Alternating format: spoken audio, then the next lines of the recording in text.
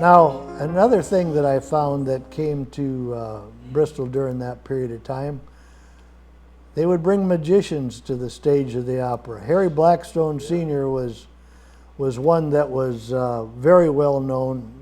His son actually became a magician also, and he's enshrined in the Magic Hall of Fame up in Colon, Michigan. But he would come and visit the Opera House.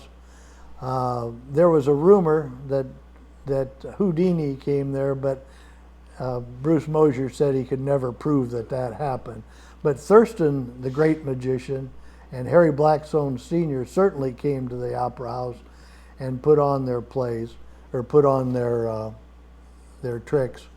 One of the stories that I read in one of the books is that Blackstone Jr. did a disappearing act, or Blackstone Sr. did a disappearing act on the stage of the Opera House. And they'd put him in a big sack, and then they'd raise the curtain up and cover him up. They'd drop the curtain and he was gone. Well, actually, he had gotten there earlier and he'd cut a hole in the floor, and there was a stepladder underneath there, and that's how he disappeared when that was up there.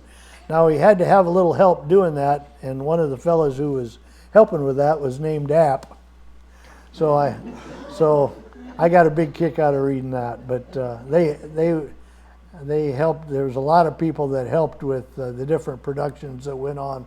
A lot of family, great family people in the town of Bristol. Apps were one. Clark Barney and his family, of course, the Mosiers, and there was all this stuff wasn't possible without the help from the people in town. Now, at the time that Harry Blackstone, Thurston the Magician, and those, they come through town in a program that Horace Mosier had worked to get, called the Lyceum program, where they were like a talent agency. This stage of the game. Early on, these programs would bring adult education to town, and they would put on debates, they would put on poetry reading, they would put on educational programs. But as it got a little later into the teens, it was mostly entertainment, and they would bring on singing groups. There would be black minstrel groups involved with that. The magicians were involved with it.